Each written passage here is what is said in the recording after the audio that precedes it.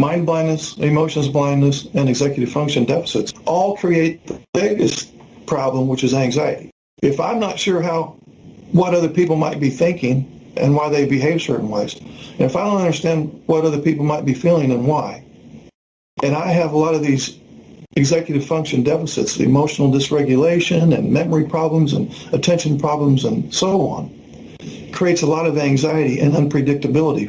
He has a ton of unpredictability in his life. He's probably never even used that term for you. His life is full of unpredictability. What does somebody do when they're dodging paintballs all day? They try to come up with as much predictability as they can. What does that look like? They have to have routine, structure, rules. They don't like change. They especially don't like surprise change. And how does that download to the NT? That he's very rigid, self-absorbed, one-track mind, opinionated, stubborn. So our big goal in this group, the overarching issue that we're going to directly and indirectly try to address, is how to reduce his anxiety, which will in turn reduce some of your anxiety. Because as long as your message raises his anxiety, you're screwed. Whenever you try to problem solve with him when his anxiety comes up, be a lot less painful and time consuming to just go beat your head against a brick wall. This isn't micromanaging. This isn't turning you into a mom. This doesn't mean that you have to do a bunch of that. All the relationship work is on your shoulders. It's really a simple formula. Your mantra has to become effective immediately. How can I, and we'll discuss in depth exactly how to do this. What can I say or do or avoid saying or doing such that A, we can actually start working on problems, and B, I don't raise his anxiety, because as soon as his anxiety comes up, all bets are off, and you're wasting your time again. A lot of the NTs, especially the older ones that I run into, they go, we don't even talk about problems anymore. They just pile up in the closet there. I just don't even bring anything up anymore because it just ends in a shit show and don't get anywhere. And then now the only thing I get accomplished is our resentment gets more entrenched. And he just wants to isolate more because now I'm his number one source of anxiety. So his big goal of the day is try to avoid me. The biggest problem by far is the anxiety issue. And there's multiple ways to attack that, but it's going to be very individualized. What's going to work for Donnie may backfire for Megan, so we will need to kind of tailor it to the specific situation, because if you've met one guy with ASD level 1, you've only met one guy with ASD level 1. Because there's so much variability amongst individuals on the spectrum that there's never going to be a one-size-fits-all. Hey guys, this is Mark Hutten with AdultAsperger'sChat.com, and one of the things that I run into a lot with couples where one is affected by Asperger's syndrome and the other partner or spouse is a neurotypical is the neurotypical spouse understands that her Asperger's husband, for example, is hardwired in a certain way and that he does have a developmental disorder. And then she's wondering, okay, well, given that he has these challenges or deficits, how are we ever going to communicate? How is he ever going to understand how I feel or meet my emotional needs? Well, your first line of defense is obviously to go get counseling from a marriage and family therapist who has experience with autism spectrum disorders. I run into so many situations where they have sought counseling from a neurotypical therapist who offers neurotypical advice, which is going to result in, one of the parties, since they're not wired neurotypically, one of the parties are totally not going to understand, how to follow through with this plan because it's not in alignment with how they think. So the first thing to do is get with somebody who knows what they're talking about with respect to being sensitive to the partner with Asperger's syndrome, specifically the mind blindness issues, alexithymia, sensory sensitivities, executive function deficits, and so on. It would be a whole lot easier and a lot less painful to just go beat your head against a brick wall than to seek neurotypical advice from a neurotypical therapist and start employing neurotypical strategies in your marriage. If you've tried it, you know it doesn't work, okay? So there's so many things that can be done. I just want to mention two in this video here. one of the first lines of defense is when you are going to have a heavy-handed conversation with your Asperger's husband, you want to give him a heads up that there is going to be a conversation that might be a little stressful. So you don't hit him with a surprise, because people with Asperger's, they don't like change and they don't like surprises.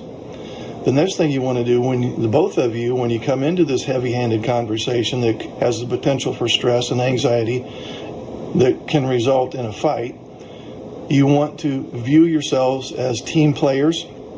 More specifically, you want to come into this conversation that has the potential for a meltdown or a shutdown, or however it ends badly. You want to come into that conversation with the mindset of, we're going to pretend as if we're business partners. You are a team player. If you were on a professional football team, you wouldn't treat one of your team players the way you do your spouse. If you were the co-owner of a business, you wouldn't treat your business partner the same way you treat your spouse.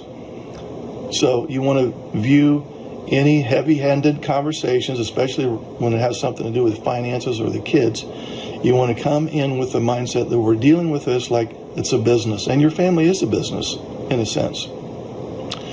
The other thing that I want to mention in this short video is when you do have to have this heavy-handed conversation that has the potential for disaster, I find it very helpful to have a brisk walk while you're having the conversation, because I have found that when people are having a stressful conversation, their breathing becomes very shallow, and in some cases they stop breathing altogether, which just reinforces the brain's perception that there's really a threat at hand.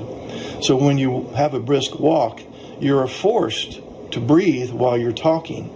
And there's something about breath work while you're having discussion that tends to keep things a little more on the even keel. You could think of it like this. You can't talk and take a drink of water at the same time. They're incompatible. And similarly, it's hard to have a really knockdown, drag-out fight when you're breathing fairly heavy.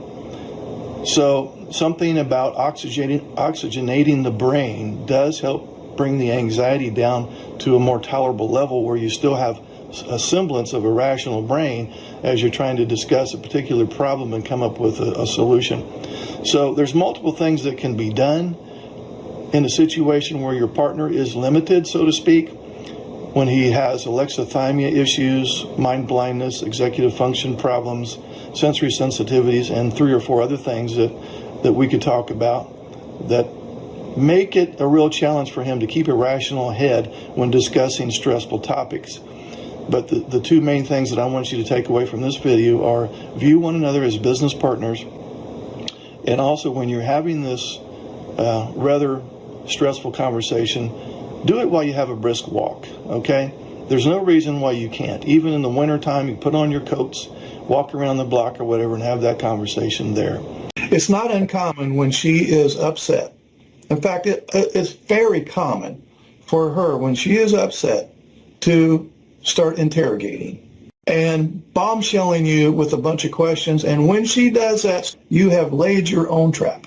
So this is for Stephanie and all the other ladies that might be listening.